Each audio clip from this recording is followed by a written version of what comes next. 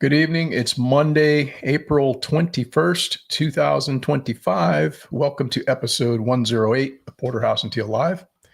And we are joining you a little later than we've been coming on at 4:30. We are on at 5 tonight. It's adjusted for the later, longer hours that we're getting, which has been really nice. We're gaining another 70 minutes this month. Yeah. Yeah. So it's given us a lot more daylight, and we have adjusted the time accordingly. So have our chickens. Yeah. But we're glad that you've joined us this evening as we kick off another episode. And although I have an outline for tonight's evening's discussion, I never truly know where the conversation may lead us based on the interaction from you guys out there, the listening audience. So if you have any questions, comments, and or concerns, please sound off in the comments section. But absolutely. Yeah. I think London might be here. Yep. London and Bill Warner. Good evening, you guys. Thanks for joining us. Evening. And we are right now about 92 days into the Trump presidency. And there's obviously been some victories, but there's also been some missteps and promises made. A lot of promises have been made, but there's been some pretty big ones, I think, that have been unfulfilled. And that's what I'd like to talk about in tonight's main topic. But before we get to that, we're going to kick it off with a little homestead update. And then we'll also have a quote about the deep state from somebody within the deep state. And I have not one, but two did you knows this evening. So wow, that'll keep you on your toes over there, Rebecca. You won't be sleeping on me. Maybe I will be sleeping on you. And I have those seasonal allergies. Yeah. That medication just makes you want to sleep. That's yeah. I know the drill with the Benadryl. But yeah, and anything else you guys might want to talk about, just sound off in the comment section and we'll go there. But first things first, how are you doing this evening, Rebecca? I am doing good. I would like to say happy belated Easter to all of you out there. Ours was fairly quiet, not a whole lot going on. We did have one exciting incident, not us personally, but our daughter, which led her to the emergency room. You want to talk a little more about that, or are you just going to say she let her to the emergency room? It just led her to them. No, I'm kidding. So what happened? She has a son who, bless his sweetheart, has zero fear of anything. Yeah. And he was riding in the back of a wagon that was hitched to a bike. Now, mind you, the bike had brakes, but the wagon didn't. Mm-hmm. So when his cousin went around the corner and hit the brakes, the wagon kept going. Thus, so did he, which caused a laceration just under his eye, which was lucky. It missed his eye and then scraped up his chin. We pulled in apparently right after it happened, and he's walking down, blood streaming down his face. Yeah. Not even crying. Yeah, no, he's a tough kid. He's that isn't the first time he's taken a few stitches. And, he is that type of, it seems like there's always one in the family who is the daredevil or the one that seeks the more adventurous route. And he's definitely of that, from that cut. So that was a good choice for them to have gone to the emergency room. We were debating about some different options about home, is that something you can super glue, and when I was looking at it, I said, no, it would probably be very smart for you to go to the emergency room and get that cleaned out, because there was obviously going to be sand and gravel in the wound. And anytime you have a laceration, it makes it very difficult to get a good, a good repair on that. Mm-hmm. If it's an incision, that's a different story. If it's a clean cut with a knife or something like that, where the skin has just been incised, super glue is appropriate. Using some of the different over-the-counter things that they have to draw the skin together, that's an appropriate remedy. But when you have something right underneath your eye and, that's on your face, man. So, that was my recommendation. Hey, just have them go to the emergency room. I know it's going to be $1,000 or more dollars. In fact, it's going to be much more than 1,000 because when I got stitches, what a year and a half or so ago, what was it, like $3,000 for fucking 3 stitches? Yeah, something like that. Total ripoff. And he got either 4 or 5. Right. So on Easter. It's just one of those things, man, where, kids are going to be kids and you got to make the best call as a parent. And I think they did that. He's going to have some excellent battle wounds yes, to talk about. Yeah. Yep. So how you doing on your running? How you doing on your everything else that's going on with you? What's new? Well, I'm able to get up and run a little more. I was substituting the running with swimming because of my foot hurting me, which is not 100%, but it is better to where I'm back up to about 4 miles. Before I was doing 8. Yeah. So I'm amping that up. Try to get back up there and get ready for this race coming up. Well, that's good to hear. But it's good to hear you're not hobbling around. So not too bad. Yeah. But you leave for quite some time in the morning. Yeah, I do. And do you have something to say about that, or what do you have? So where do you go? Oh, I go running. Yes. Yeah.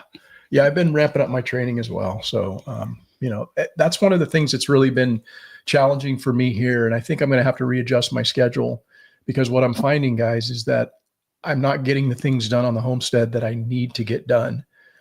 So what works best for me in order for me to force myself to get the things done that I need to do on the homestead is to go out and do homestead stuff first, and then go out and do my running and or any other exercise. But it's like, for example, today I went out first thing, which I like to do is go out in the morning and get my run in. Well, you run for 2 hours, you come back, you do something else, so I had 4 hours of working out today, and I don't feel like going out and doing any homesteading. Isn't that interesting? You're just completely shot out after that. Imagine that. Yeah, it's crazy. It's kind of like standing out there cleaning the pool. Yeah. Not quite, but. So, hey, Skane's Girls in the House. Thanks for joining us. DHT from the People's Republic of Maryland has joined us. So nice. Yeah. Thanks for joining us tonight, guys. Let's see here. Let me just try to get some of these comments for a minute here. Bill Warner says, I'm currently doing maintenance on my yard mower. I figure that $200 in parts in a couple of hours is better than $6,000 for the same model of mower that's half the quality. Yes. Boy, things have really went up in price, haven't they? Yeah. You used to be able to buy stuff like that for considerably less than what you can do now. And that's smart to try to take care of it. One of the things that I'm doing this week around the homestead is I'm doing a kind of a 100-hour service on my tractor. The tractor that I bought last year, I just went over 100 hours on that. And I want to try to do a better job and make sure that I'm doing my due diligence with regard to keeping the maintenance up on that. So, of course it has a million zerks, and, I'm always lubing the zerks and all of that and cleaning out the air filter and stuff. But I borrowed a pressure washer from my son and I did a nice cleaning of it, and then made sure I got all of that stuff lubricated, belts tightened and everything to this point. And the next step that I need to do is just go out and change all the fluids. But it is super important to do, maintenance on all your equipment, because if you don't take care of it, it's not going to take care of you when you need it. Right. Mm-hmm. Right. Especially your trucks, huh? Yeah. Well, you'll be out there with cracked tires and a busted spindle. Right. Yeah. Yeah. So very cool. And Skane says that when my son split his upper lip through the muscle right into his right, what does that say? Into his right, I don't know what that means, fell running and landed on a trailer tongue. They called a plastic surgeon. Yeah, kids, man. Kids are forever doing stuff that sends them to the hospital. And it's just kind of an inevitability, but yeah, sometimes it's worth going there. Mm-hmm. And I definitely think yesterday's trip was certainly warranted. Yeah. Double Oz is in the house. How are you doing this evening? Thanks for joining us at our later time.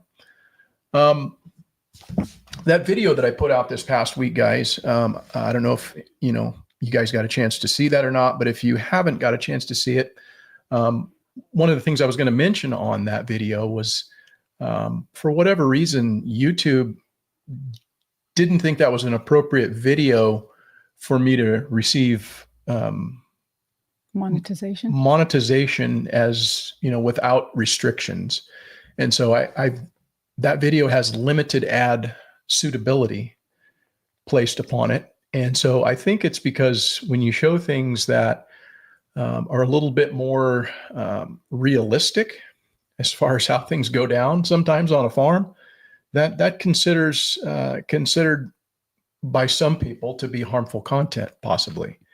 And so, yeah, I don't know exactly what it was. I didn't show anything on there that was out of line or disrespectful to the animals, but yeah, I just thought it was an interesting, thing for them to do. And I don't know if other creators get that same thing when they show, butchering videos, but I wasn't specifically showing them being butchered.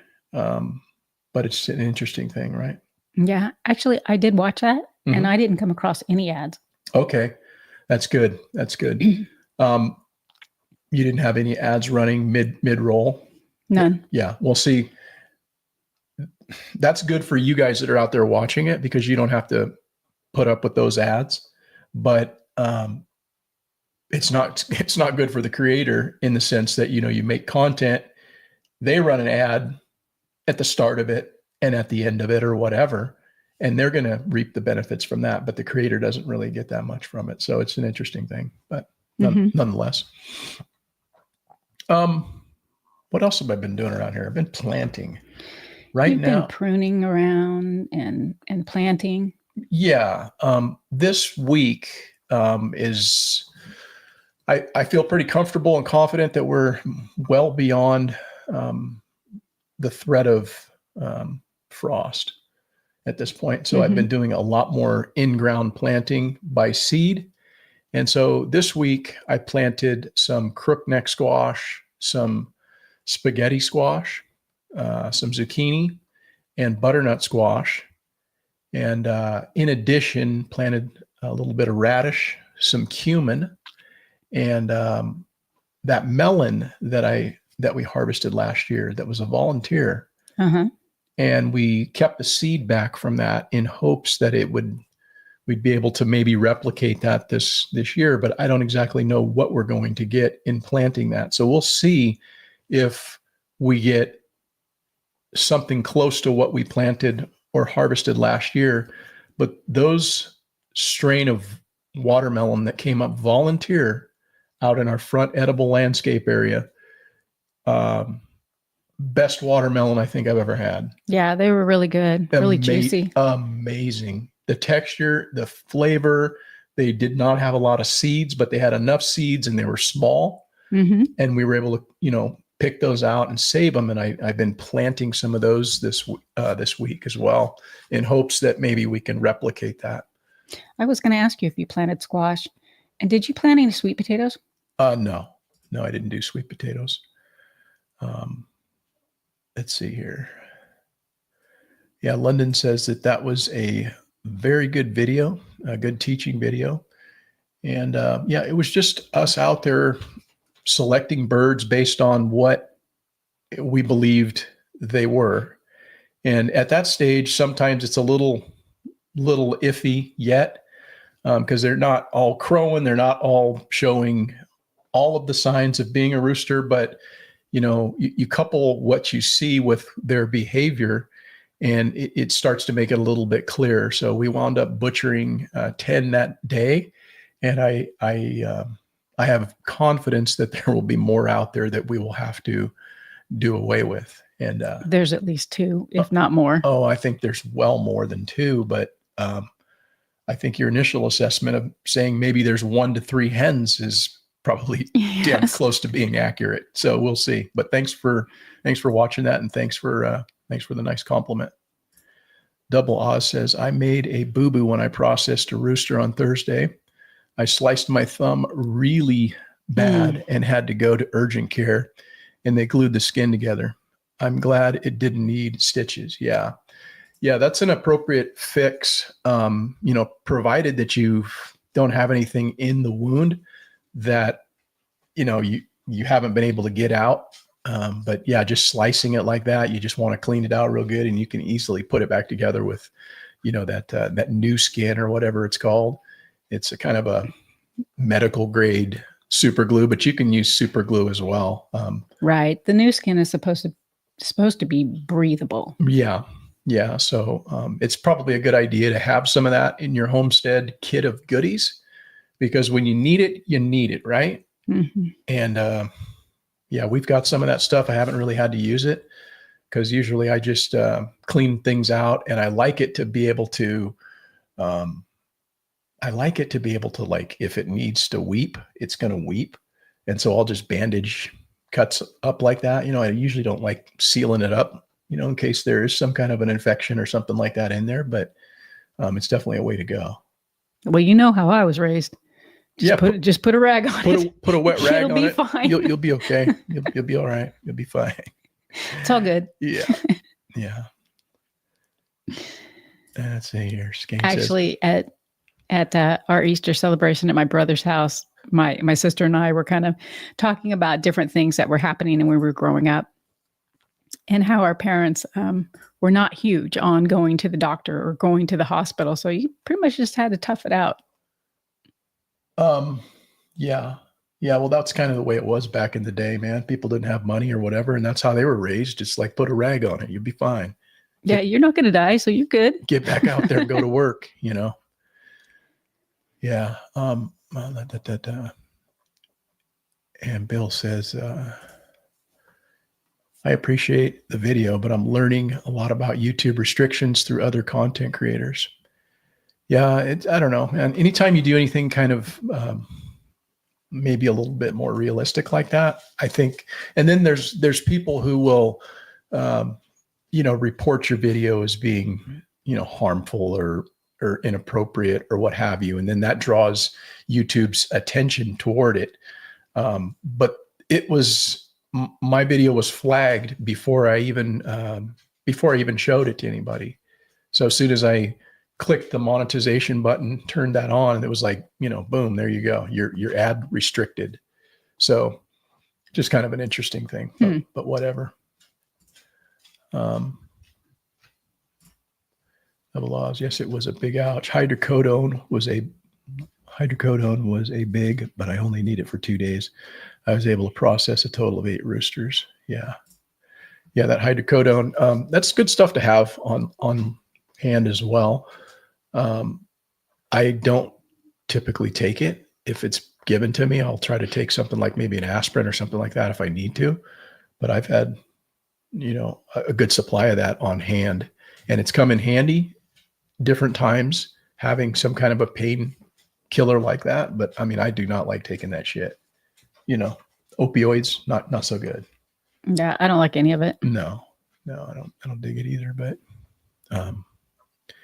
anyhow, Hilltop Blues, good evening, says, how do you spread your biochar over pasture? Well, I actually don't put it over my pasture. What I do is I crush it and then I put it into my compost. I don't, make enough of it to try to incorporate it into a portion of my land per se. What I use it for is I put it in the compost that goes and is put in the areas where I'm trying to grow and establish things, and it becomes a part of that compost mixture, which typically goes out as top dress around my perennials. In fact, I put 2 wheelbarrow loads out this morning in the front yard. And that's one of the things that I'm working on currently is I'll probably do some kind of a video, just showing what I'm doing in the chicken yard or what have you. But I'm removing out all of the older compost and getting that out so it can be used. And then I need to actually start moving some of the material by hand manually in that space where I'm removing the compost. But yeah, that's where I use it. Hilltop. I don't actually put it out and spread it in my pastures or whatnot. I don't have enough of it, nor do I think that's generally, I mean, you'd have to have a whole lot to really make it, viable, in my opinion, because you would need to add so much. So can be done, I suppose, but I don't go that way with it. Mm-hmm. Yeah. You do let the goat crush it though. Sometimes. Yeah. I put it out where the hogs or, a cow or something is going to walk over the top of it. And I like to try to get some kind of elimination of the things that I have to do. So if I can get an animal to crush it, and then I just sweep it into their bedding, and then that bedding ends up in the chicken yard being made into compost. That for me is kind of the easier way to go. I like to try to simplify it. I don't want to make it too overly complicated, because none of this stuff is complicated, in at least the way that I think about it, Yeah. Yeah. And by the way, it's not a goat. That's just her name. Yeah. She's a cow. Right. Right. So what else? Also planted a little pumpkin, and planted some more sunflower, because I like to have sunflower growing out around my trees, out in the orchard. I think it's a great thing to attract in not only beneficial insects, but it attracts birds. And what it does is those birds typically will use that as a bird feeder to eat the sunflower seeds out of there, which is going to lessen their desire to eat other things that maybe you don't want them to eat. So I think they look cool. I like the way they look, but they're also quite useful. They're very deeply taprooted, or not so much taprooted, but just deeply rooted. And so, they're just a good thing to plant in and around as a companion to a central figure like a fruit tree. And that's kind of how I roll with it. But I've been putting out more sunflower seed, and the giant sunflower. Yeah, I've got some giant, and then I've got some other ones that are, not giant. They're different varieties or what have you. But I got to get my act together out there, because feels like, guys, I don't know if you feel this sometimes, but it feels like time's slipping away on you. And that's the way I feel with all of the activity directed toward my athletics. I'm doing seemingly less than I need to be doing at this time on the homestead. And so I need to kind of come up and change things and refocus. So several years ago, my daughter gave me for Mother's Day a plant. I believe they were daisies that bloom in the spring and bloom in the fall. And as it got bigger, we decided to go ahead and plant it out in one of the hugel mounds. And I don't know what really happened, if it took a long time, but there were probably a couple years that went by where it did not put off any flowers. And so I was very excited. This spring, it has at least 5 flowers on it. I had to take a picture and send it to my daughter so she could see that it's flowering again. Yeah. It's kind of interesting with plants. Sometimes it takes them a while to figure out, hey, I like it here.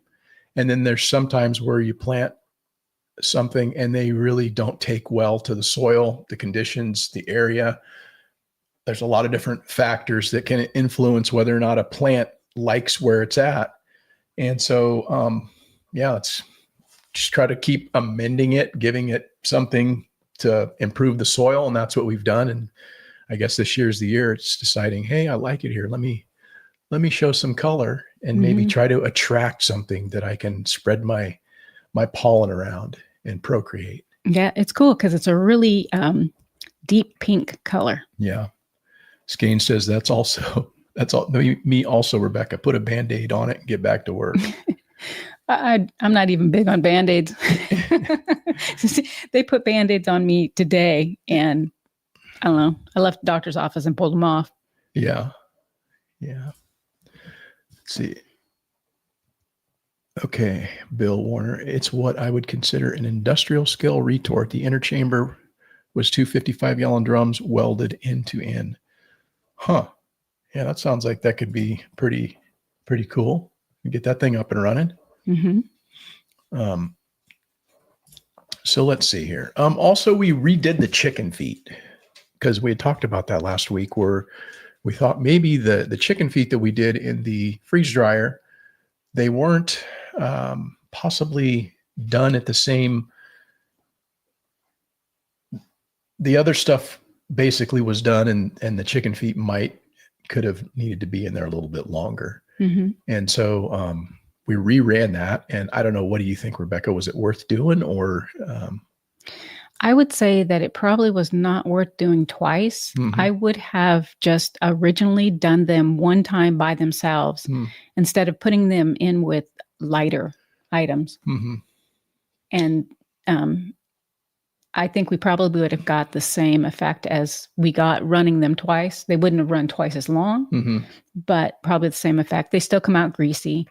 So they weren't something that we could vacuum seal. Right. They still needed to be in a Ziploc bag, and they're in the refrigerator. She loves them. I never find toenails, or that's kind of gross, but I never find anything left from them. So I guess they're good.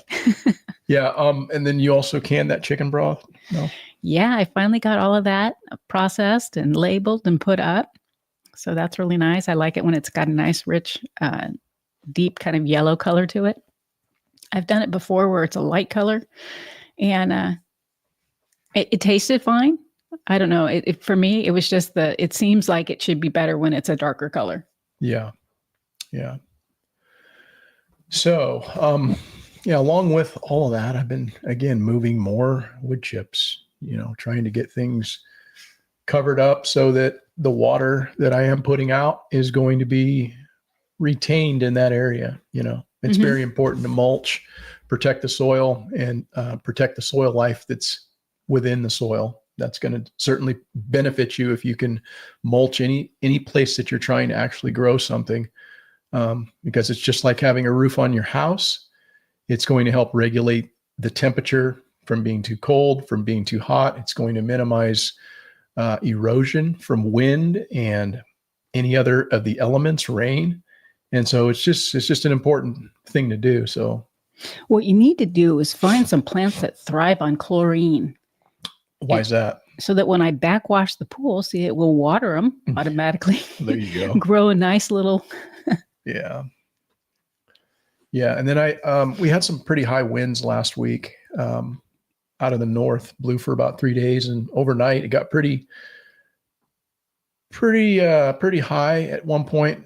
Blew a pretty good size branch out of one of my willow trees, and I'd say it was probably 10 inches in diameter at the butt end.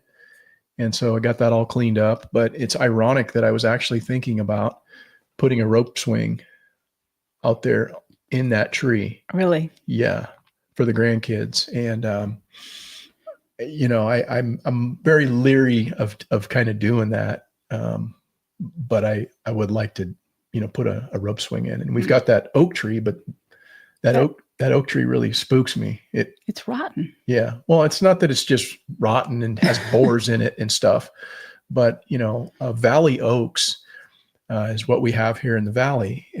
And what happens with those? It's very kind of an interesting thing where, especially this time of year, when they put on foliage early in the spring, they're trying to counteract the hot temperatures. And so it'll typically happen after we get a heat wave, our first heat wave. And, with all of the transpiration that goes out in the leaf structure, they lose all that moisture. And in doing so, in order to combat that, the tree actually starts to draw moisture up more so than it can actually hold in the tree itself. And so the tree limbs get very, very heavy as a result of all of that water uptake because of the heat. And these trees will just blow apart. They will just like, you'll be driving and there's this massive oak tree that's just like split apart as a result of that. And so we've actually had branches that have fallen out of this tree, but this is a legit oak tree that's probably 5 feet in diameter at breast height. It's probably, I would say, 200 plus years old. It's right out in front of our house, and it's a very nice centerpiece, but it doesn't look so good because I had to hack it way back. Right. That's what I was going to say, is that it was a beautiful tree when we came. It's nice and full and round. Yeah. However, I think as you were getting to it, is that some of that was hanging over the house. Yep, on the west end, and that's where our children were sleeping, and I just was not comfortable having that, so I really hacked it back, and I've been wanting to put up a rope swing, but I'm just a little leery about doing that. Now, wasn't part of that as well where the kids were, but the tree has a slight lean to it, and if it's going to go, don't you want it to go away from the house? It's going to go away from the house. There's no way it's going to come this way. It's headed that way when it goes, but I don't know. Anyhow, let's get to our fearless grandson loves to climb that tree as well. Yes, he does. Let's get to Q&A. And this is from the last video that I put up. And she had asked, she says, this is from Diane Bartkus, 98 and 93. And she asks, why did they not fight you and fuss as soon as you propped them upside down? I thought they would flap and freak out. And what she's referring to is, I grabbed the chickens by their feet and just hang them upside down. And that's pretty much what that does. Is when chickens are upside down, they enter a state of temporary paralysis called tonic immobility. And it's a natural defense mechanism to essentially, what they do is they're playing dead to avoid drawing in further predators. And it's a unique thing. And in fact, it's the same exact thing that happens with sheep. When you flip a sheep, they go into a state of tonic immobility, and they just become very like, hey, you can do anything to me. I'm not going to even fight you. And so, that's the answer to that. But yeah, it's a kind of a unique way to handle them. And once you get them upside down, usually once they figure out, hey, I'm upside down, they no longer flap and they no longer fight. They just kind of, just go paralyzed. Mm-hmm. Yeah. Sometimes you have to shake them a little bit to let them, know that they're upside down, and then they'll just a little bit. Yeah. So let's see here. Bill Warner says, I finally got onions planted a few weeks ago. We have nearly 300 total.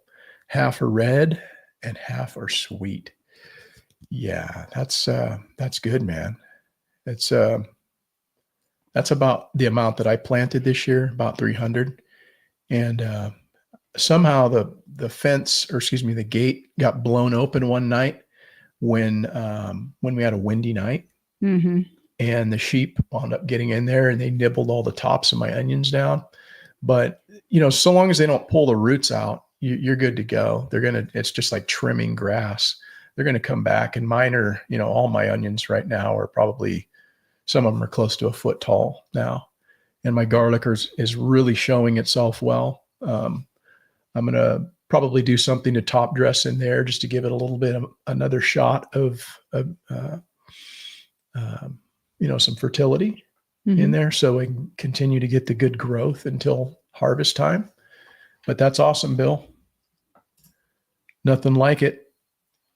Cooney pigs do the same thing. Once you roll them on their back, they quit struggling. Yeah, I'm sure it's probably quite the same.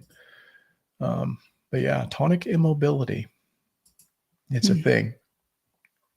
So I had a quote from Liberal or Conservative. And as I said before, this is from a member of the deep state about the deep state. And you tell me, Rebecca, is this a liberal or conservative that said this? It says the FBI is now the prime functionary of the deep state. The politicized leadership at the very top has turned it into a tool of the surveillance and suppression of American citizens. Liberal or conservative? Conservative. Yeah, I would say that's probably a pretty easy guess, and you're correct. At least I think you're correct, because that came from Kash Pramod Patel. So this was before Kash Patel was director of the FBI and affiliated with the deep state. But he wrote a book called Government Gangsters, The Deep State, the Truth, and the Battle for Our Democracy. And so that was a quote directly out of that book. And so that's going to kind of dovetail and tie into tonight's discussion about some of the failures that we're seeing from some of the people within the Trump administration. So before you get on to your did you know, I believe I saw him on and they talked about that particular quote. I actually had heard it. Oh, is that right? Yeah. Yeah. Usually I have no idea, but that particular one, it rung a bell that I've heard this. Mm-hmm. Mm-hmm. Lewisburg, Tennessee's in the house. Welcome, Bill Zegley. How are you doing this evening? Thanks for joining us. So this is the first of two Did You Knows, and goes like this. President Trump's current term as the 47th president has had limited legislative activity, having a stronger focus on executive orders, 130 executive orders to be exact. What's your thoughts, Rebecca, on all of the executive actions? Well, I've always said he went in there like gangbusters to try to get as much accomplished as possible. He possibly didn't reflect on what he needs to turn into a law as opposed to just an executive order. Mm-hmm. So I don't know if that's something that he's going to go back or if it's possible for him to go back and turn them into law. Well, the problem, or if he even will. Yeah, the problem with executive actions is that they can be unilaterally undone by the next president.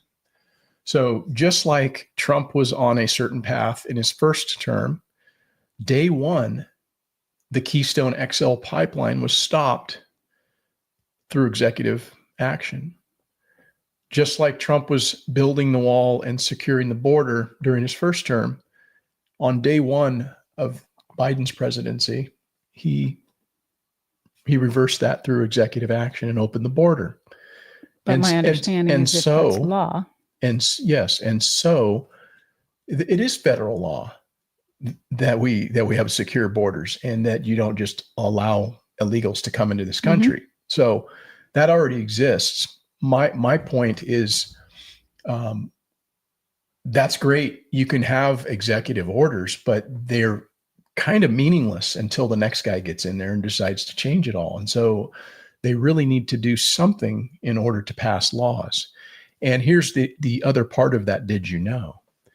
There's only been 5 laws that have been signed during this current term, starting, his as the 47th president. And the first thing that he did was the Lake and Riley Act, which was a law to address the immigration-related crime. And then the other thing was basically a stopgap funding bill, an appropriations bill to prevent a government shutdown. And so, of course, Congress comes together, right? They never have any problem signing a bill to spend more money because there's always this pork bullshit in there for their constituents. Mm-hmm. And so that's like a meaningless law that he signed, right? And then there's 3 other congressional acts, 3 other CRAs. They're Congressional Review Act resolutions, which basically all those did was revoke Biden era regulations. One to do with finance, the other to do with the EPA, and another to open up offshore drilling. So to this point, that's all they've gotten done legislatively in the Trump era. Mm-hmm. That to me seems a little lacking. I don't know. What do you think about that? Do you think that that's an appropriate pace for things at this point? Or you're completely happy with the fact that that's what Congress and the president have been able to get done? Let's not forget that they have the House, the Senate, the presidency, and supposedly the Supreme Court. Supposedly, I say. Supposedly. Allegedly. Well, you could say the same thing about the House and Well, they got the numbers. My point They've got the is numbers, but not everybody votes with them. no. That's like it almost always that way with the Republicans. Mm-hmm. The Democrats are lockstep. They're going to ram shit through right down your throat, whether you like it or not. Mm-hmm. You better get in line. And so my question is this an appropriate speed for which the government is moving? There's a lot of momentum. They had a lot of momentum. Are they getting things done, in your opinion? What do you think?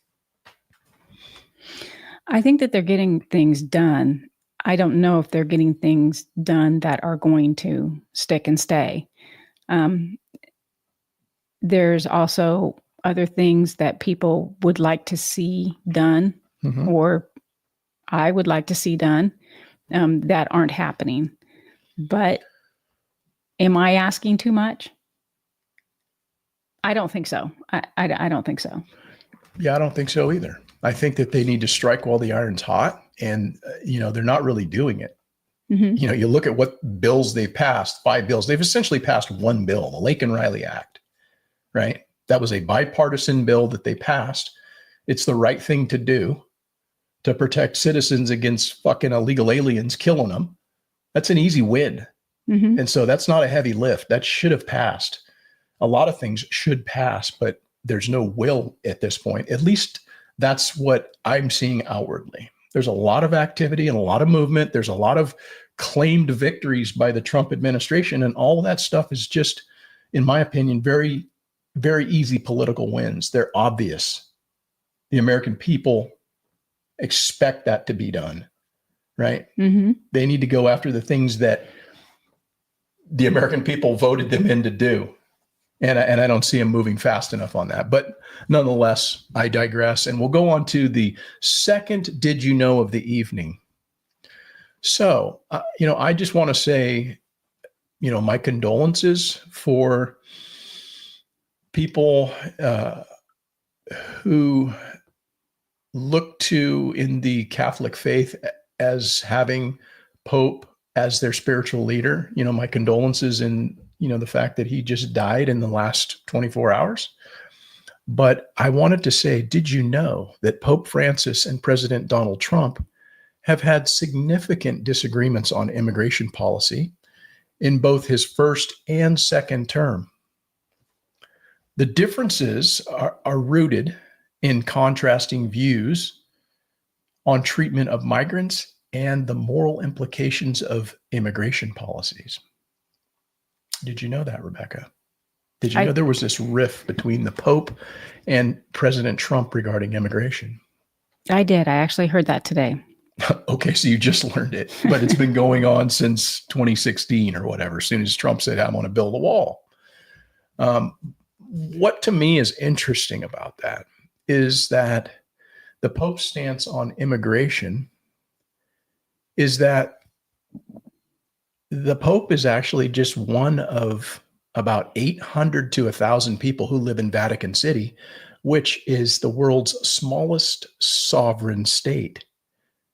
Vatican City's residents are primarily cardinals, priests, a few nuns, because most of everybody there is male, and Swiss guards to provide security within Vatican City, and a number of employees, administrative staff, and the like, right? Somebody's got to mow the grass. So they've got employees, right? Those people are allowed in.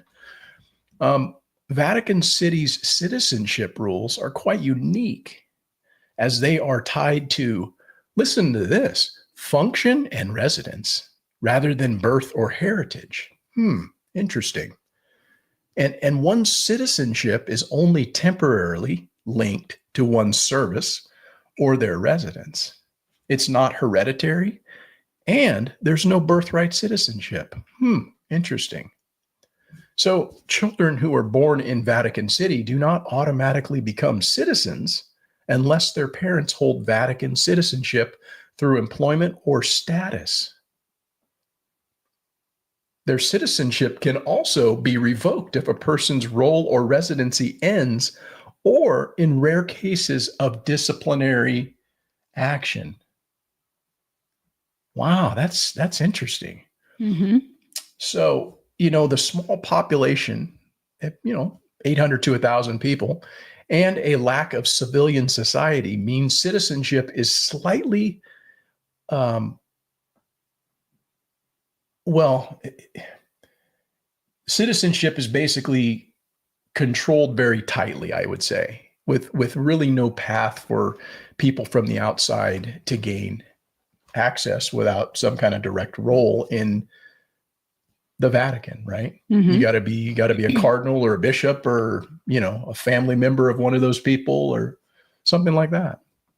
And so the Vatican citizenship policy is the one thing that I think Donald Trump himself has been advocating for the United States. There's a similarity there if you think about it. No birthright citizenship. Right. You have to actually have value. You have to have a reason to be here. So this is something that he has advocated for. It's something that I think is actually a good policy. So I like the Vatican citizenship policy. So do I. Does that not sound reasonable? That, hey, you don't have a right to just show up on our doorstep and come through our borders without having a reason to be here. You need to provide value to us here in Vatican City. And so I think that's a really, really good message for the rest of the world, quite honestly. Mm-hmm. But it sounds like to me what the Pope was advocating for was just like open borders. Yes. Yeah. That's actually what I was listening to earlier. That's my understanding, is that he is for open borders. And well, why do you think he was so politically opinionated and involved in United States immigration policy when he himself was the beneficiary of one of the most closed and exclusive societies in the entire world? Because it doesn't affect him. Yeah, I would say that there's some truth to that, but I don't know. That's not really, that's, I don't know. What do you think about that? What do you think about a person that does that? And I'm not here to shit talk the guy. I'm just saying that it doesn't make sense for somebody to say, I'm going to live this way, but you can't do this. You can't enforce your borders how you see fit in that country. I have to have a voice as to what goes on in your country. Mm-hmm. But I live in this exclusive, tightly controlled environment. Seems a little hypocritical to me.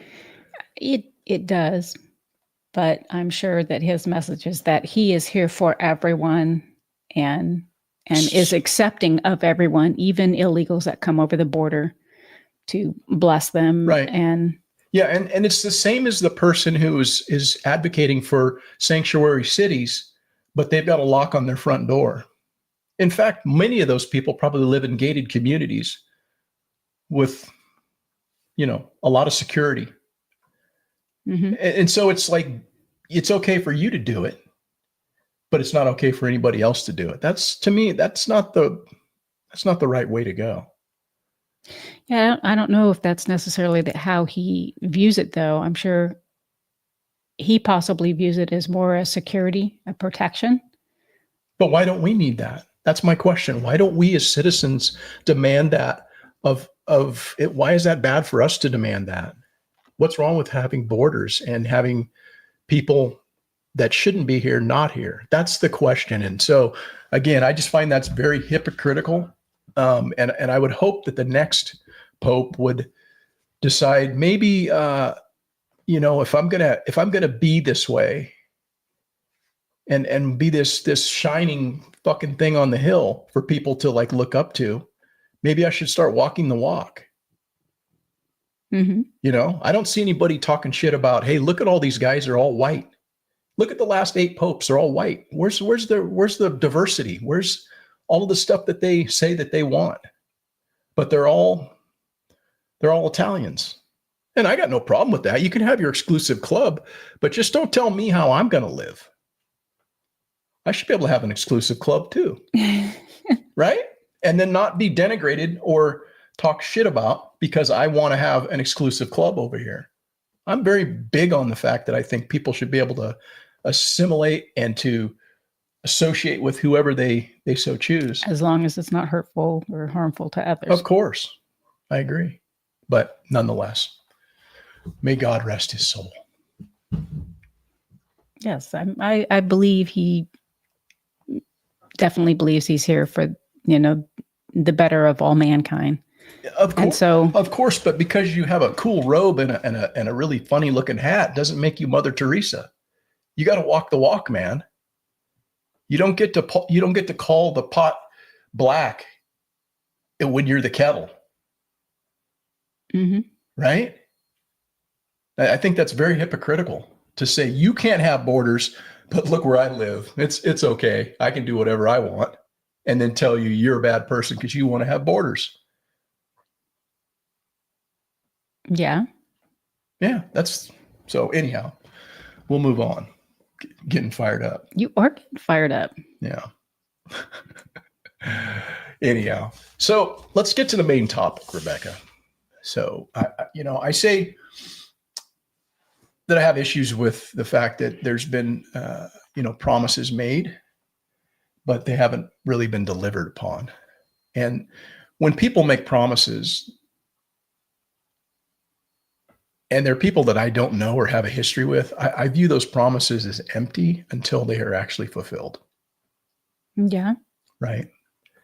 And so what I mean by that is that if you or one of my children or one of my close family members who I trust makes a promise to me, I'm going to give that promise a lot more weight than promises from people who I don't know and that I don't have a history with.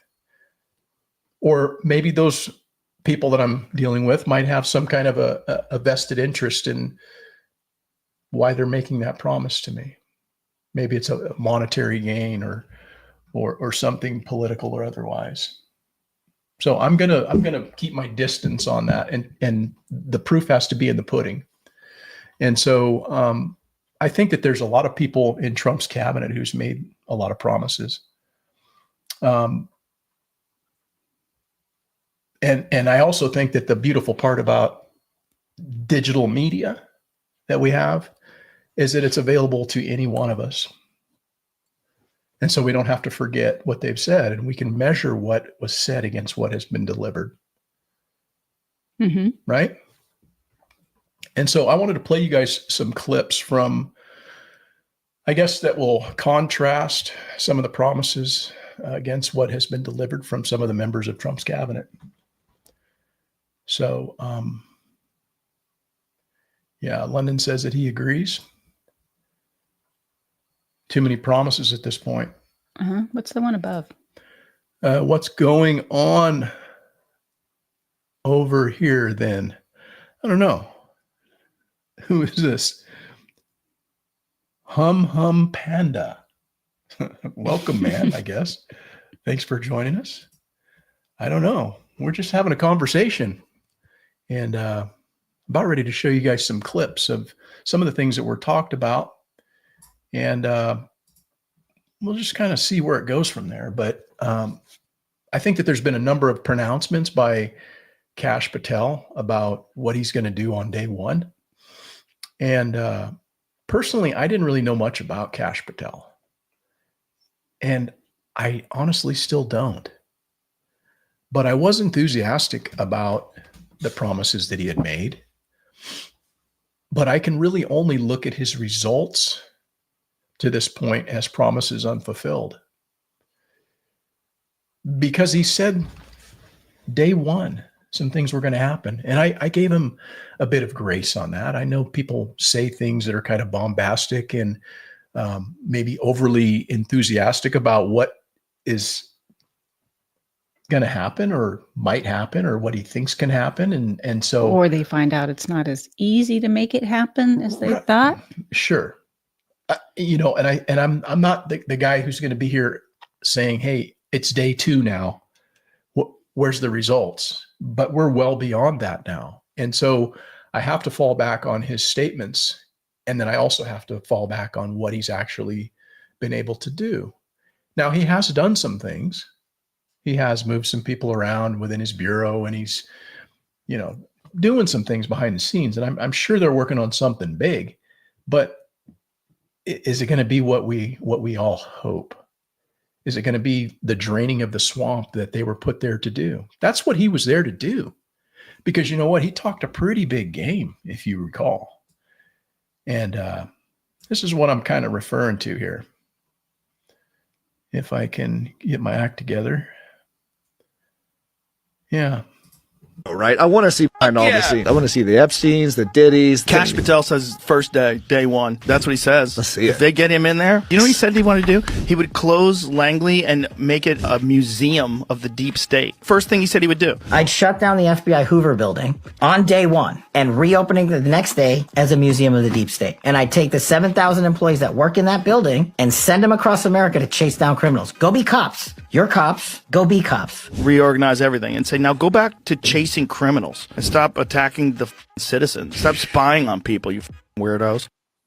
I want to know, right? I want to see. So again, those are his words, not mine.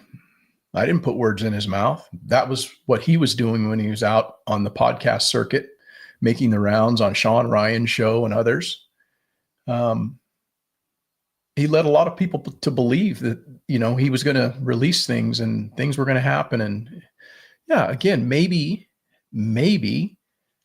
there's more he didn't understand. And I'm almost certain of that. But you know what I haven't seen is I haven't seen a bunch of people being brought up on charges.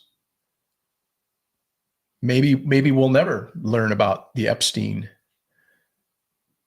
client list, but maybe all the people that they do know are dirty. I guess we're supposed to just continue to be patient.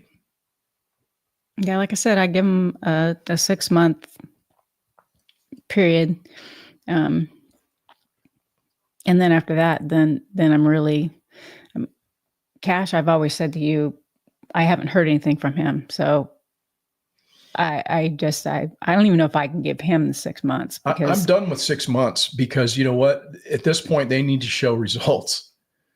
And then that's where I'm at with it at this point. You make pronouncements about what you're going to do, and then you don't deliver on those results. And then the clock just keeps ticking away. I have nothing other to base anything on other than results. If somebody doesn't show proof, if they don't live up to what they made promises to, what do I have to do? Do I have to speculate? Another month goes by, another month, it's 6 months now, I guess, no, I mean, maybe that'll happen in that time frame, Rebecca. And I hope it does. I hope it happens sooner than that. I hope it happens tomorrow.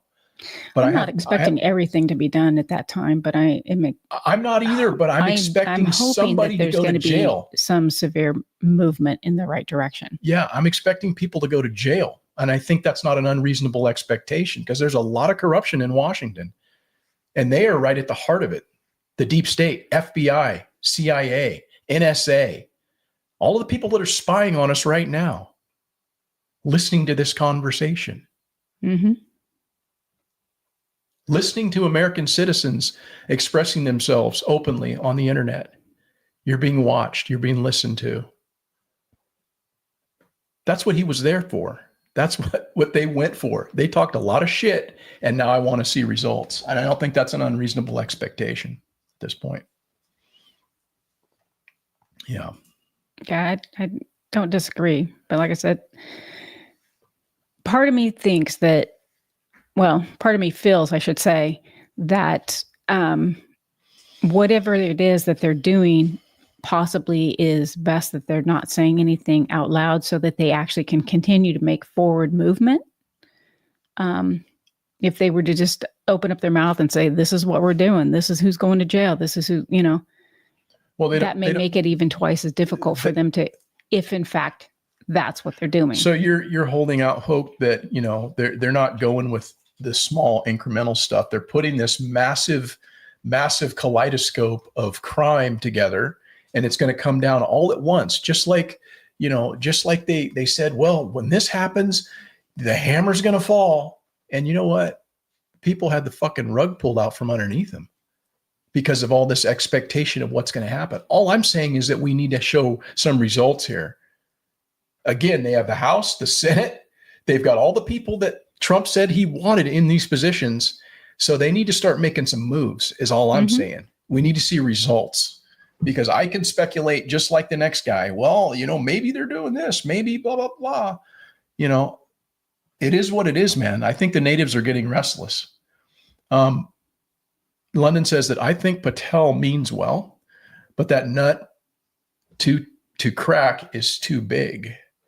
How can you turn around decades of nonsense? These deep state characters are too entrenched and protected.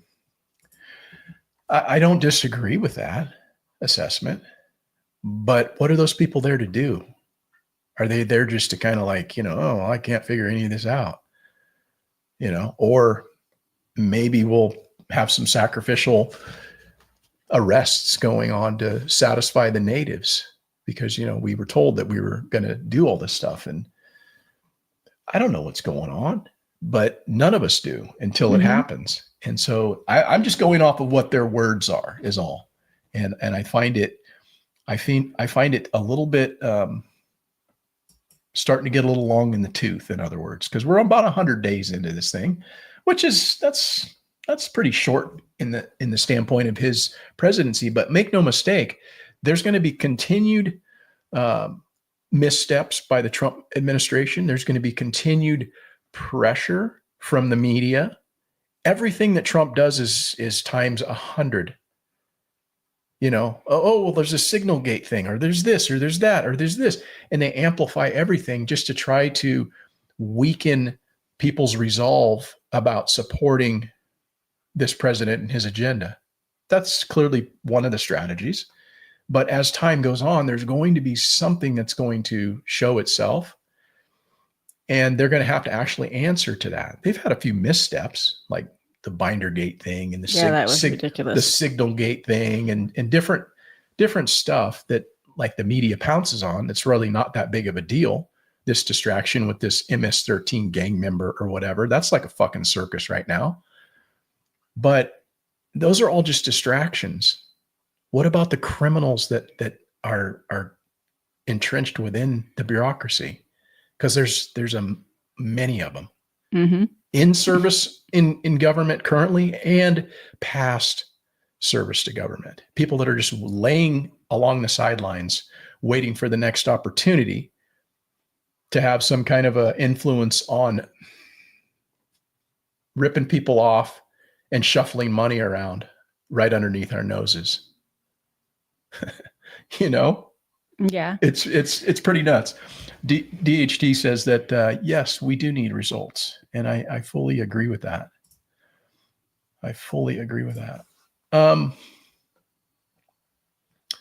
Some of you may remember Kash Patel's statements about the Epstein client list and what he was going to do again on day one during his confirmation hearings. This isn't too very long ago. So we'll just have to see, won't we? Black book, like on day one. On day one, roll out the black book. So will you work with me on this issue so we know who worked with Jeffrey Epstein in building these sex trafficking rings? Absolutely, Senator. Child sex trafficking has no place in the United States of America, and I will do everything, if confirmed as FBI director, to make sure the American public knows the full weight of what happened in the past. His words, not mine. Day one. And so, again, you can only measure somebody by their results, not really what they say that they're going to do.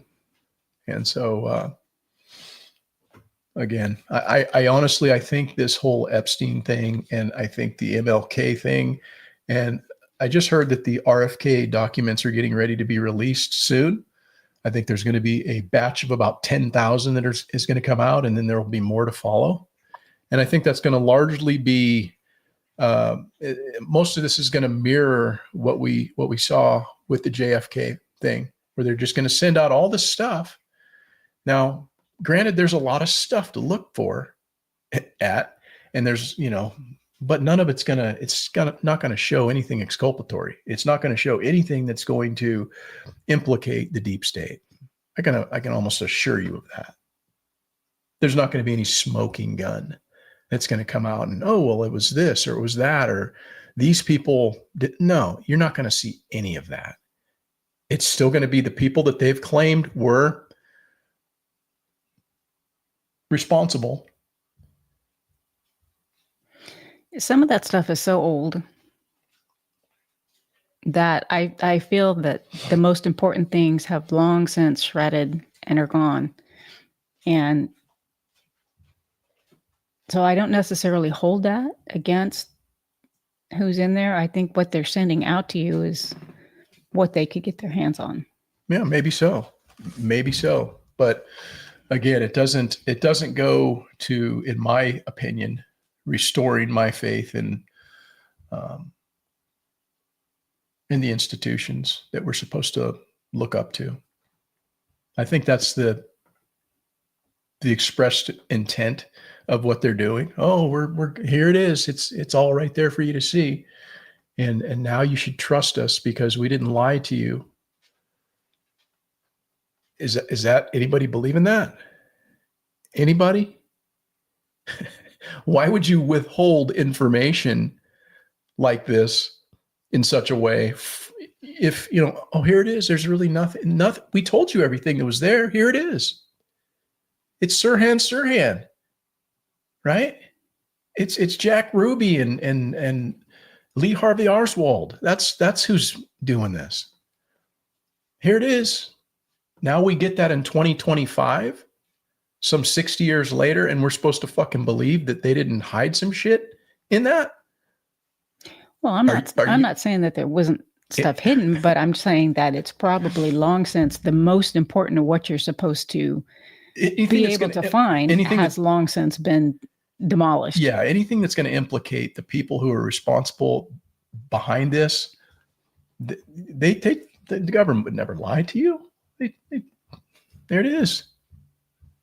Most transparent administration ever. So anyhow, yeah.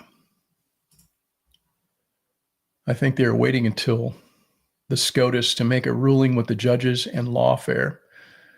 So many issues are immediately stopped by black robe ninnies. Man, I've been kind of disappointed in how the judiciary has been able to be essentially weaponized against the will of the people. Because the people, let's not forget, we just voted a few months back, and there's pretty overwhelming support for, Trump and what he said he was going to be doing. And I think that generally speaking, I think a lot of people do have support for what he's doing in his administration thus far. But if you look and see what he's actually been able to get done, a lot of it's just behind the scenes. These lower courts are slowing the process. And then even when it gets to the Supreme Court, it's like stuff that should be pretty obvious isn't being ruled in that way. Oh no, you need to you need to remove this guy and bring him back to, well, wait a minute. He wasn't supposed to be here. He was illegal to begin with. Why the fuck do I got to bring him back? Oh, well, because, Biden opened up the border and gave him a credit card. So that makes it like he has a right to be here now. That's what we're being told by the Supreme Court or anybody ruling in favor of that. So isn't that odd? It's very odd. Yeah. I was listening to that of how he was illegal. And actually what I was hearing is that he wasn't supposed to go to the prison that he's in. I think that they were supposed to send him somewhere else, but he is where he's at. Who? I don't remember his name. The one that they removed that they're trying to get back. That MS-13 guy. Yeah, whatever. Mm-hmm. I'm not even that involved in trying to pay attention to that because again, it's just a distraction. But that's what we're talking about. You mean we're talking about that? You got the president talking about that when there's all the things going on in the world that are actually fucking important. You got people flying down on taxpayer dollars to go down there and try to retrieve some fucking gang member. Man, this is a circus, man. This is a circus we're watching and witnessing. Well, I wasn't listening to the president talking about that. I was listening to just a talk show. Yeah. Or not, podcast. Yeah. So yeah, there's a lot of tough talk also coming from the DOJ.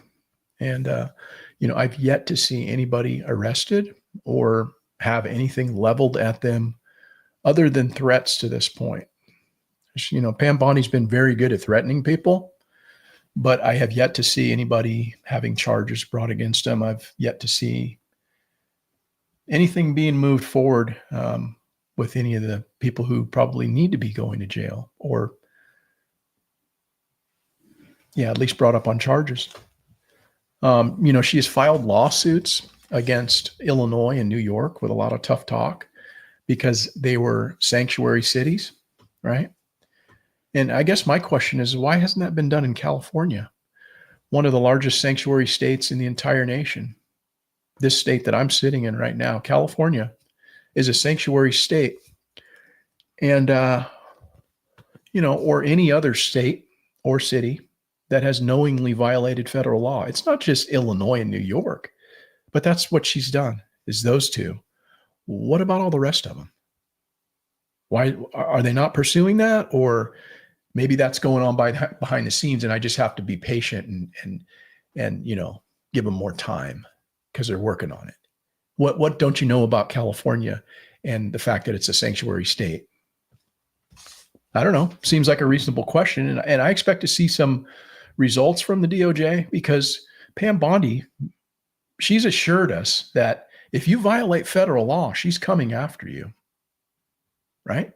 Mm-hmm. Have you heard her say that, Rebecca? I have heard her say that. Right. Comply with federal law, we will hold you accountable. We did it to Illinois. Strike one. Strike two is New York. And if you are a state not complying with federal law, you're next. Get ready. And what New York has, they have green light laws, meaning they're giving a green light to any illegal alien in New York where law enforcement officers cannot check their identity if they pull them over. Law enforcement officers do not have access to their background. And if these great men and women pull over someone and don't have access to their background, they have no idea who they're dealing with. And it puts their lives on the line every single day. Violent criminals, gang members, drug traffickers, human smugglers will no longer terrorize the American people. And that is why we are here today. You will be held accountable if you do not follow federal law. It's over, it ends, and we're coming after you. Tough talk, right? Yeah, she out of the whole team, she's probably the top person that I have most concern about. I had a weird feeling about just watching her in the confirmation hearings because I didn't really know anything about her or whatever, and she just seemed like she couldn't really articulate well her position. She seemed very defensive, when she was up there going through her hearing. And I don't know, there's just something about her that it just didn't set well. And I know that a lot of people have been complaining because she seems to be making the rounds on the TV circuit. She's always on Fox News, I guess. I don't really watch Fox News, but I have seen a lot of clips of her on Hannity and all these different shows. And it's like, you have all this time to do all that shit going on TV, man. I mean, it seems like you should be like, I don't know. I just, a lot of talk, not a lot of results is what I'm seeing, So, but we can rest assured that she's on the case, no doubt, right? Yeah. If Trump fires anybody, that's who I think would be the first to go. Yeah. Skane says, I hope that is because they are either building a case or laying a foundation that they can't wiggle out of.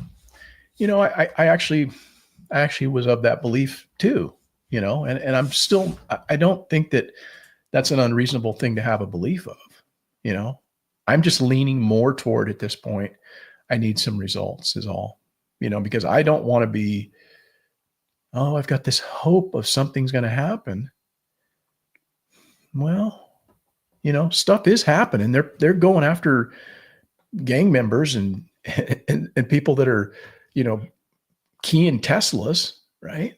Mm-hmm. They're putting people behind bars. If you're going to do 20 years, if you go after a Tesla, but what if you steal millions of fucking dollars? What if you launder a bunch of money? What if you knowingly harbor and allow illegal aliens to come into this country? Why aren't they going after them with the same, vigor? It's a reasonable question, I would say. Yeah. I mean, I'm just asking the question, but I don't know. Well, I find it kind of crazy that the courts are actually trying to block Trump from removing them. Mm-hmm. Yeah, I do too. What I actually looked up, I said, what is the penalty for aiding illegal entry into the U.S.? And surprisingly enough, under U.S. law, and I'm not going to cite the U.S. code, but aiding or encouraging illegal entry into the United States is a federal crime. Penalties to depend on the circumstances. So if it's a basic offense, which is knowingly bringing, transporting, or harboring an undocumented immigrant, can result in up to 7 years in prison and or fines per violation. That's just one person. If you were to, if Skane's girl decided, hey, I want to smuggle in some illegal aliens, and she just had just one in the trunk of her car, she would be subject to 7 years in prison and or possible fines. Now, I don't think Skanes would be doing that, but I'm just saying, if she did it, or I did it, or anybody else did it, that isn't part of the protected elite, your ass might be getting Martha Stewarted. You know what I'm saying? They're going to make an example out of you. And so it's just, it's very interesting. I don't think you'd have as nice accommodations. No. If there's commercial gain or for financial profit, if you're doing this for commercial gain or financial profit, the penalties increase. And, same 7 years per violation, but, the penalties can go up from there. Now, if there is serious bodily injury from one of these illegal aliens that occurs, that you've brought in during the offense, you can get up to 20 years in prison. That's pretty lofty, right? That's just if somebody hurts you. And if death results, which there's been a lot of people that have been killed by illegal aliens. Mm-hmm. And these are just the high profile ones you hear, the Jocelyn Nungareys and the Laken Rileys, and, they trot these people out who have become victims of these animals. And then they become kind of like a household name. But there's been a lot of people you don't know about that have been assaulted, that have been murdered by these criminals. And if death results, excuse me, penalties can include life imprisonment or the death penalty in extreme cases, plus fines. So let me ask you, Rebecca, who was responsible for the border for the last 4 years during the Biden administration? Who came in and undid what Trump was trying to do, which was to enforce our border laws, and basically said, everybody come in from every place around the world? And the cartels got rich for facilitating that. Who was responsible for ensuring our sovereignty and our safety? I would think it would be Biden. Yeah, he's at the top, the big guy. Remember, 10% for the big guy. Also, you had Alejandro Mayorkas, the director of Homeland Security, and Kamala Harris, the border czar. Oh, yes. I forgot. So I'm not sure what she did. You're right. If it's a federal crime, why isn't anybody being talked about hey, we're gonna deal with this?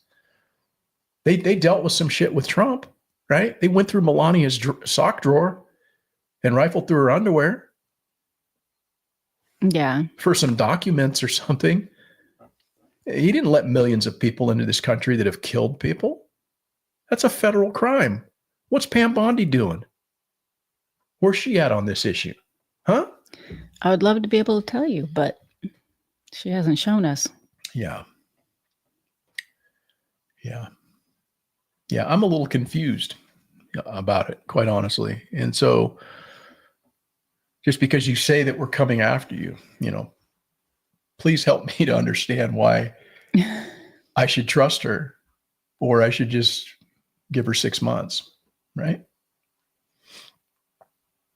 Yeah. Well, I guess she would be the one that I wouldn't give the 6 months to. And the next one would be Cash Patel, just because I don't know what he's doing as well. Yeah. I'd like to. I mean, he had a good message going in, but Yeah. But he's not showing, what he was talking about. Yeah. I don't think that it's just me, quite honestly. I don't hear anybody sounding off about it in tonight's discussion, but I don't think that it's just me. I think there's a growing amount of discontent with the lack of action from members within the Trump administration. And, there's a lot of action that Trump's doing.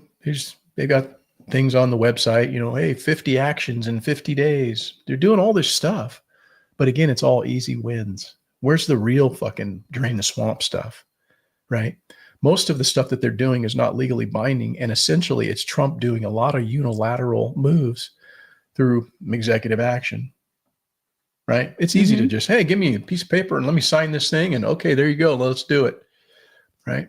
Which is common sense stuff. It's all good. But like they've got the House, Senate, and the presidency.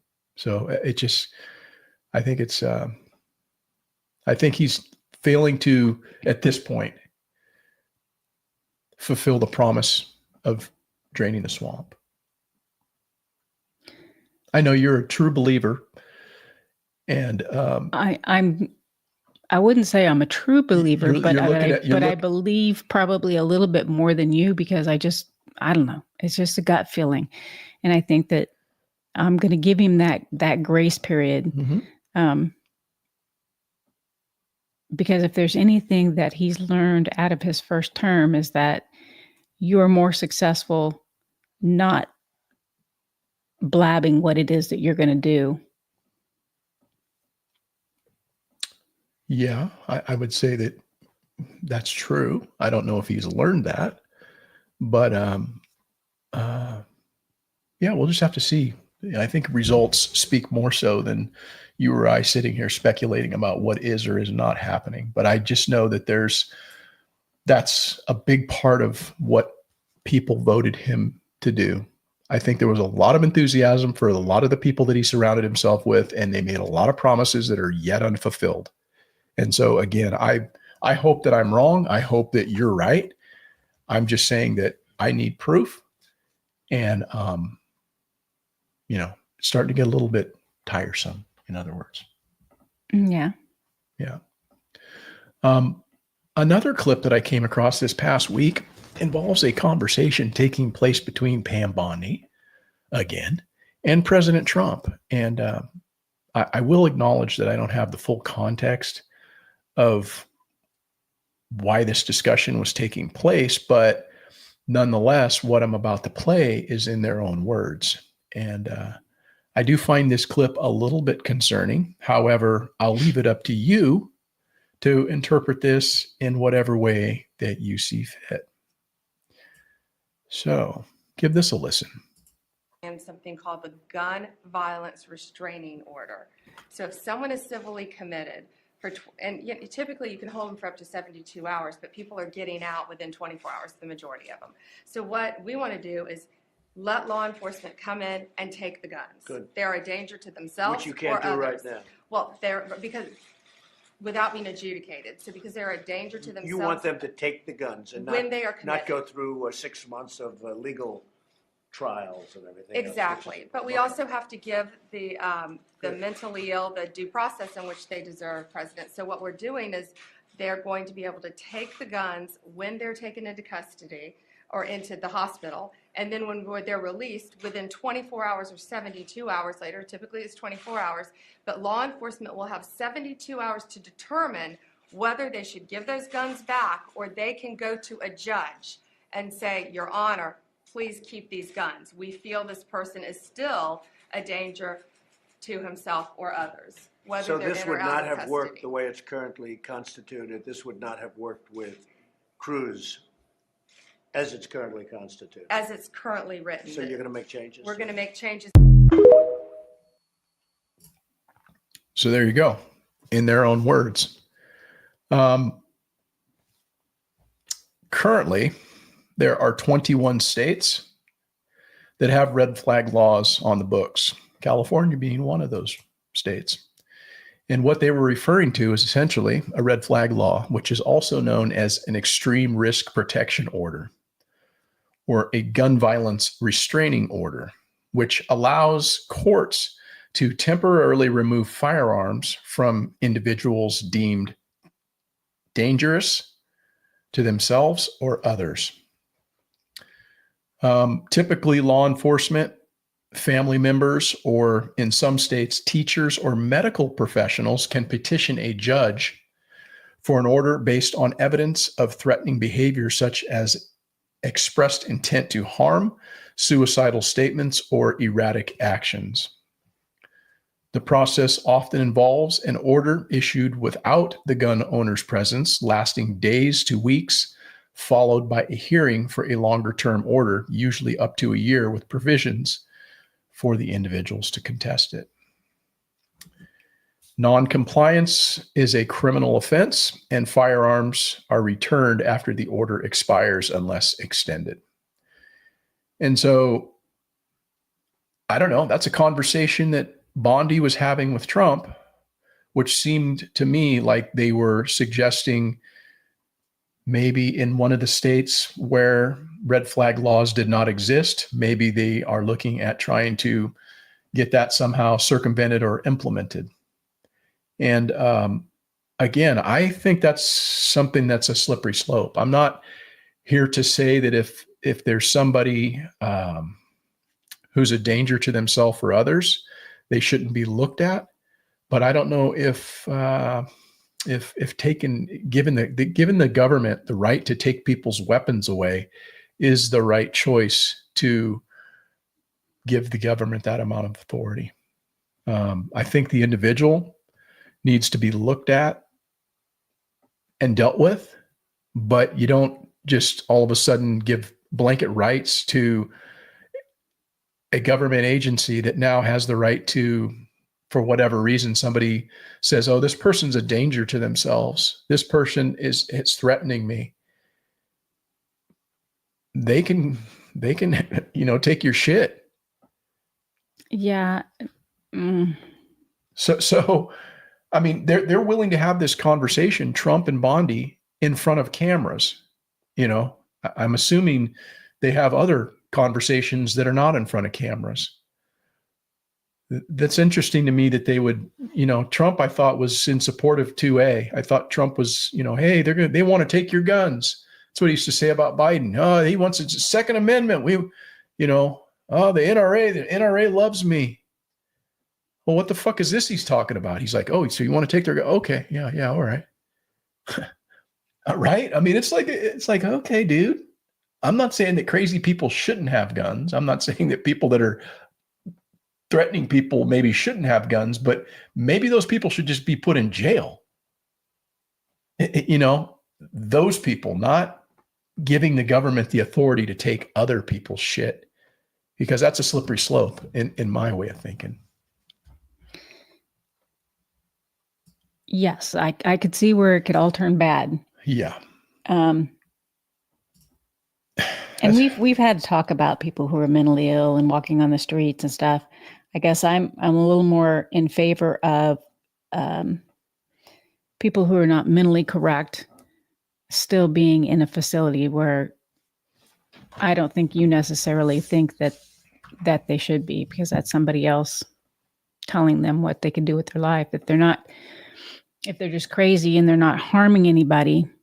Go ahead. I didn't want to cut you off. That's fine. No, I don't have the answer for that. I have a problem with giving the government that amount of authority. it's always, I don't know, man, like the facilities. Yeah, it's kind of great to have them, but as well as I, having worked for the state, having worked for a bureaucracy, how wasteful it is, because it's somebody else's money. It's actually all of our money, but people that work in government don't generally treat it as, oh, well, I'm paying into this, so it's my money too. It's just like, oh, it doesn't matter. And we're seeing that with the Department of Government Efficiency, finding all of these inefficiencies. Yeah, I mean, I don't know if it were like on a county level, if you have people in your county that are mentally ill and they are frightening people. It should be handled at the local and the lowest possible level. That's always generally best. But again, going back to what Trump was just talking about, I don't know. That kind of raises my eyebrows. So when I hear things that he says that are contradictory to what he has said in front of other people, it makes it, I don't forget that. I'm like, okay, well, I just heard what you just said. Well, I don't think that message was completely in its entirety. I don't think it was in context, as I said at the outset. To be able to fully understand what was going on, because it sounded like, to me, the way I took it was that Pam was actually explaining that to Trump, and he was like trying to decipher the information that she's giving. That could very well be the case. It may be that, hey, I don't like that idea, and that got clipped off. Yeah. Or what? So you're seeing something and you're making a decision off of a small clip. And as I said, I didn't have the appropriate context, but I wanted those words to be played so people could hear it for themselves. And, you take it from there. You may be entirely right. Maybe Trump is like, no, that's bullshit or whatever. But he didn't say that in that clip. He didn't say, oh no, I don't like that idea or whatever. He was just like, oh, okay. Yeah, that's all right. So you want to do this? And he was just like kind of nodding along with it. So again, I'm just reading into what I see. I'm not trying to read beyond that, but again, fully acknowledging I don't have all of the context for which that discussion was taking place. But I don't know. Right? Right. Yeah. Yeah. So I guess, my question from there is, how is it the Department of Government Efficiency, Elon Musk, who's seemingly done a pretty fair job of rooting out a bunch of corruption and waste, which I think that's one of the best things that Trump has been a part of since he's gotten back in, that and the border and, some trade stuff and whatever. But this government efficiency thing, it's great. But why haven't we seen one person being held accountable for that? And again, I guess I go back to what you said. Well, I gotta just be patient. They're building a case. Maybe. No, I'm hoping that they are. I'm not saying they are building a case. I'm hoping that they are.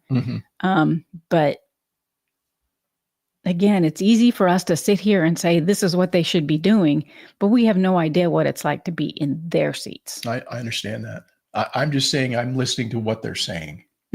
Right. And when they make pretty strong, bold statements about, I'm going to do this on day one, or I'm coming after you. Okay. So you're coming after these people, but what about Gavin Newsom? Right. Yes. We got more illegal aliens in this state than any state in the fucking nation. And a lot of that's been under his tenure. So why isn't she filing anything against him? Is it because he's running for president in 2 years? What's going on behind the scenes, man? That dude's a criminal. Well, you know how I feel about him. He's very biased. Well, yeah. I dislike the man immensely. Yeah. Yeah. So I came across this clip the other day. I thought it was pretty apropos. It kind of wraps up what I've been talking about here. Just a level of a frustration that some people are having. And I think it's growing as time goes on. I'm still enthusiastic, I suppose, about what's taking place, but it's just like, I don't like some of the things that I'm seeing, because you're getting to see a little bit more of the don't know, just the people who should be being held accountable more than likely are not going to be held accountable. And again, that's a large reason why he was reelected, is to do that. You don't hear him talking shit about draining the swamp anymore, do you? Actually, for the last week, I haven't really tuned into or anything. Neither have I, but has that been anything that he's been talking about? He's a part of the swamp now. So anyhow, this is this TikTok guy who is kind of echoing the sentiment that I had from this entire evening. And it is a little edgy, but that's what we do here. We talk about edgy things. If I have to see Pam Bondi on Fox News one more fucking time talking about your words can be dangerous and we'll hold you accountable, I'm gonna fucking scream, dude. Oh, what's wild? If I walk into a store and I grab a candy bar and steal that shit and walk out and stand there, the cops will be there within 10, 20 minutes and I'm gonna get arrested for stealing. Doge continues to update the American people every fucking 15 minutes about trillions of dollars being stolen out of our pocket and not one person's been arrested, and it's March 25th. We'll hold you accountable. Dan Bongino, your X account every fucking day. It's March 25th and it's a bad day to be a bad guy. Unless you're Jewish or you visited Epstein Island though, right? I am tired of no accountability, you motherfuckers. Let's go! Pretty much sums it up. You know, I mean, I don't know. I guess we're just supposed to just kind of keep going along and doing the thing and being the faithful. I'm still hopeful and faithful, right? But I am somebody who's results driven. And when people make promises, I expect them to live up to them. And when they don't, I kind of look at them like a chicken with the side eye. Give them the old chicken side eye, you know? So it's kind of where I am. You know, we talked about giving the Trump administration a grade, Rebecca. Let's do that again tonight, since we are almost at the 100-day mark for Donald Trump. It's, I believe, again, day 92. And yeah, we're now 1/4 of the way or so through the year, right? Or a third of the way. I don't know. Yeah, 1/4 of the way through. So what would you say your grade that you would give Donald Trump? Unfortunately, it is slipping. So I'm going to say it's anywhere between a C+ and a B-. Okay. Yeah, that's slipping pretty big for you, because I think last time you gave him like an A. Right? Yeah, an A-, I think. An A-, yeah. I'm still going to give dude a B+. And I'm knocking him down from an A-, you know, just because of some of the things that I've heard him say. But to your point, you know, a lot of times he says things just to throw them out there as kind of a, you know, trial balloon, or just see, you know, test the waters. To see, yeah, to get people's, like, see what their reaction is going to be. And so he said some things that I don't agree with, that give me cause for concern. Again, I don't have any context about this red flag law thing, but it is something that, you know, Pam Bondi was sitting there talking to him about. But there's going to be a further deterioration of my support for what he has done, because a large part of my support for what he has done is, you know, it needs to be something that's long lasting. And unless you're able to coalesce the Republican Party and get some legislation meaningfully passed, your presidency is going to be a fucking joke. It's not going to matter, because the next guy, Gavin Newsom, or somebody else, is going to come in and just undo it all. Yeah, if Gavin Newsom gets in, I would say it's over. Well, I mean, we've been saying I just do not like that man. No. London gives him a C. He gives him a C grade. Okay.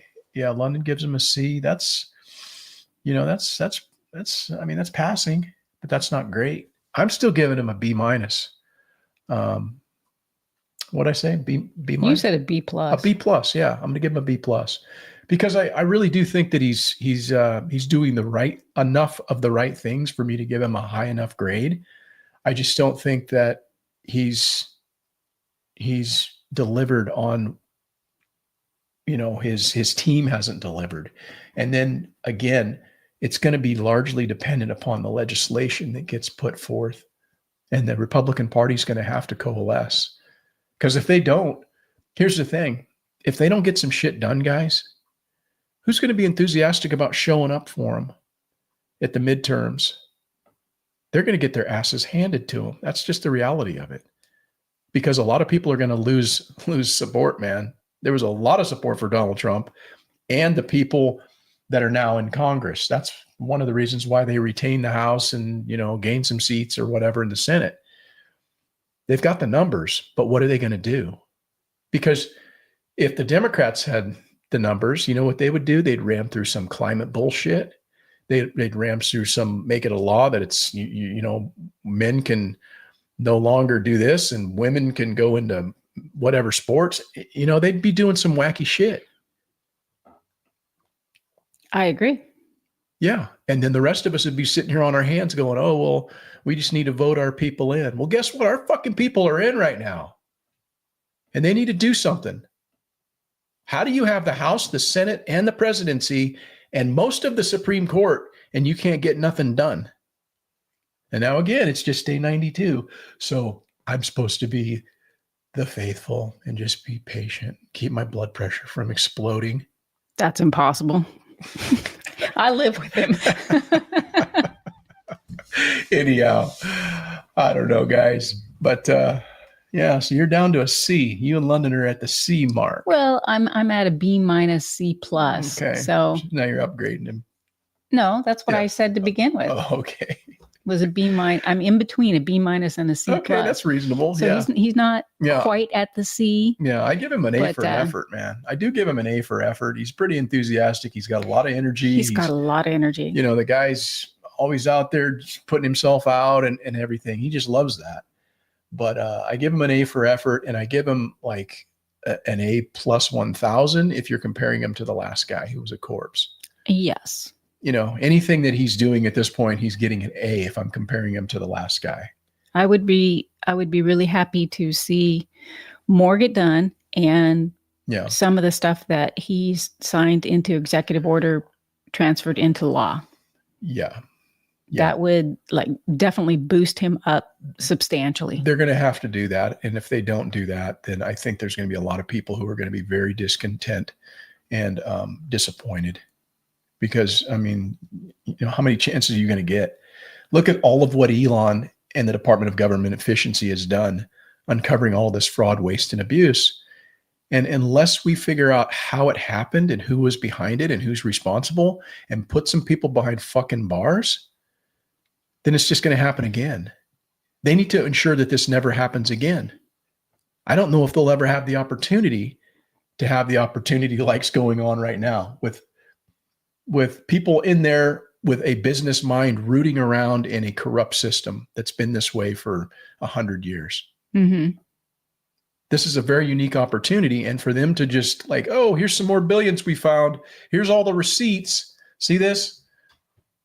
And he's like, hey, I see it traces back to these people and this entity. And if the Department of Justice and the FBI aren't taking some battering rams and breaking some fucking people's doors down inside of 6 months, maybe we'll never see anything. I also think that he needs to start making progress to hold on to Elon. I think Elon's going to bail. I think he's going to be he's like, dude, I'm out of here. I'm doing all this and you ain't putting nobody behind bars, and my businesses are suffering as a result of me putting myself out there, backing you, doing this, and nothing's fucking happening. That's why I said he needs to make some progress to be able to hold on to Elon, or he's going to bail. I would think. I got companies to run, man. I got SpaceX. I got this. I got the Boring Company. I got, Neuralink, everything. And I don't know. It's just, they're going to have to start making some moves. But nonetheless, do you got anything else, Rebecca, you want to talk about? I don't think so. Any of you all out there have anything you want to talk about? Yes. How was all of you guys' Easters? I hope it was well. We had a good Easter. Yeah. Right? Other than our grandson. Yeah. But anyhow, we've been on here for about an hour and 45 minutes. So I think we're going to call it an evening tonight, guys. And I do want to thank you all for joining us. And I'm going to try to get outside and do something maybe before the sun goes down, because I'm falling behind sitting in here on a live stream. But I enjoy doing this and came on here tonight talking about some politics and blowing off a little bit of steam. And I want to thank you guys for joining us yet again, spending time with us here on Porterhouse and Teal Live. Absolutely. Yeah. You got any words of wisdom, Rebecca? I'm going to throw it over to you, and she's going to take us out with a bang as always. Oh, really? You usually take it out with the bang. Go out, be better today than you were, or better tomorrow than you were today. That's what he would say. I would say be kind, enjoy life, and peace to you. Yeah. Thanks again, guys. And we will see you next week. Bye-bye.